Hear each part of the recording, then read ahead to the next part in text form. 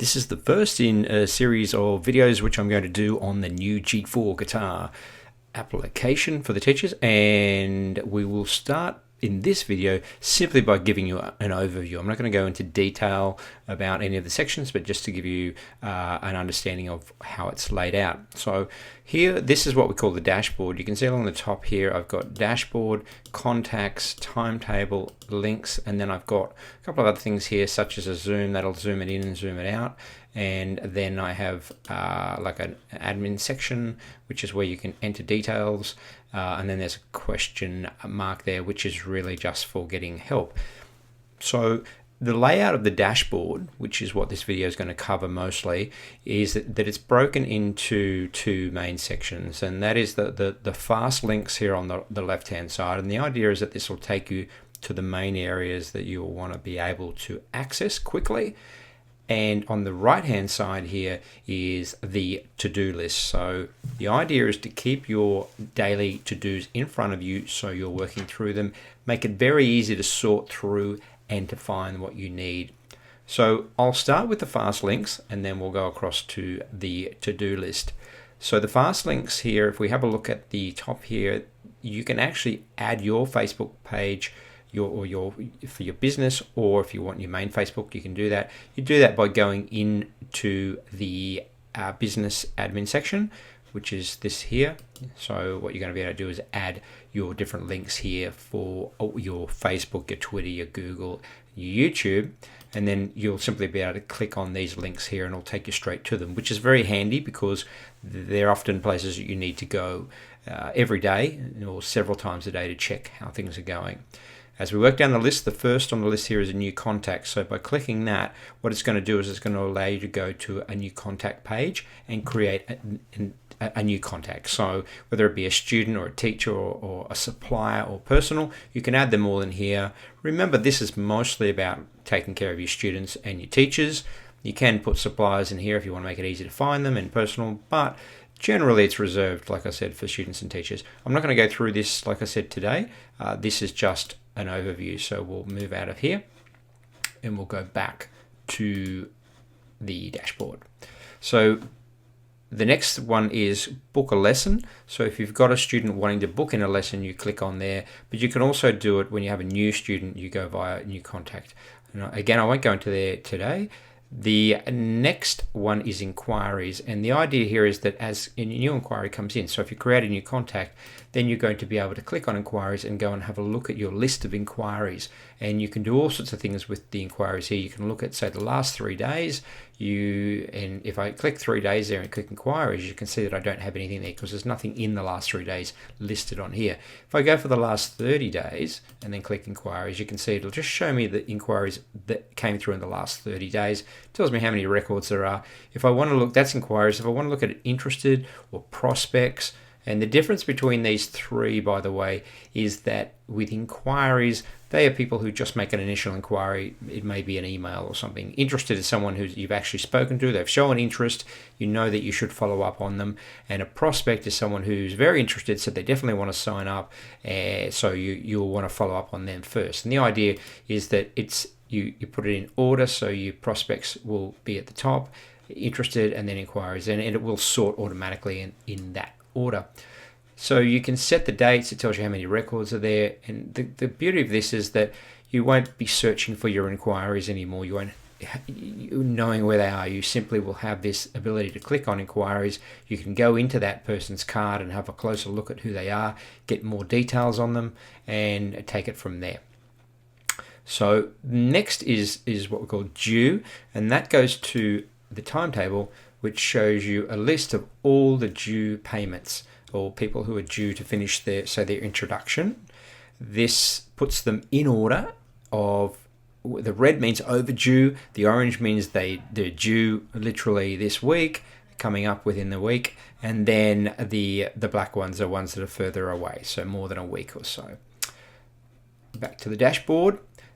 Next, we'll go down to the student notes, and so on each contact, if I go to a contact here, I'll just move to like a current contact.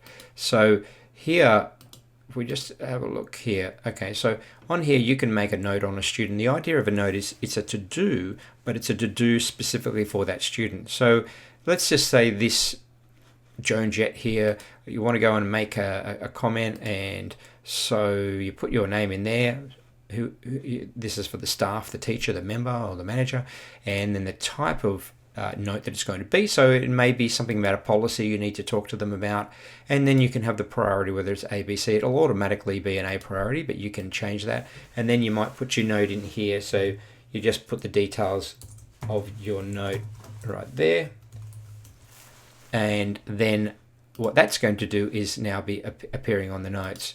And you can also put in a due date here. So if you want to make sure that you attend to it by a certain date, then you can put in the date there. And what happens is that you can go from here where it says notes on that arrow, but we'll just go back to the dashboard. By clicking on student notes, then you're going to get a list of all the notes, and they're in the order of due date. So, you know, again, it's like a to-do list, and you just work through each of those to make sure that you've attended to all your students' needs. Okay, so then we go down to contact list. And this is really a full list of all your contacts. So you can scroll through there, you can search through there, you can sort them in different orders by the name, by the status. Any of those headings that are feasibly sortable will be sortable. So that's the full contact list. And that's the same as this, except with this list, this is showing you obviously a form or a card. Whereas when you go to the other list, which you can also access from here, it gives you the full list of your students, or full list of everybody on your contact list. Now this one is checklist. This is pretty cool.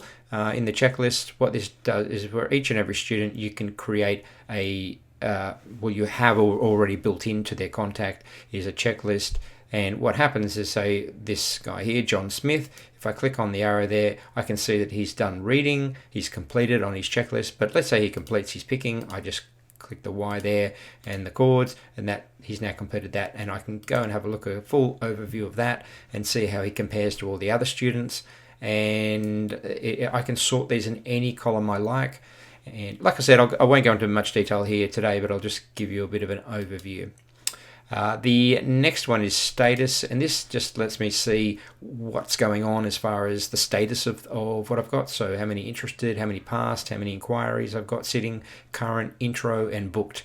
And that's really good because it lets me know where the majority of people are sitting. In this particular graph, it tells me that there's 9. Okay, so coming down to marketing, I can get an overview of marketing to see where I'm getting my best response. In this case, it would be flyers because I've got 7 there, and then I've got other categories here. So it's really good for just getting a quick overview, and that's really what you want. You just want to get a quick idea with those ones.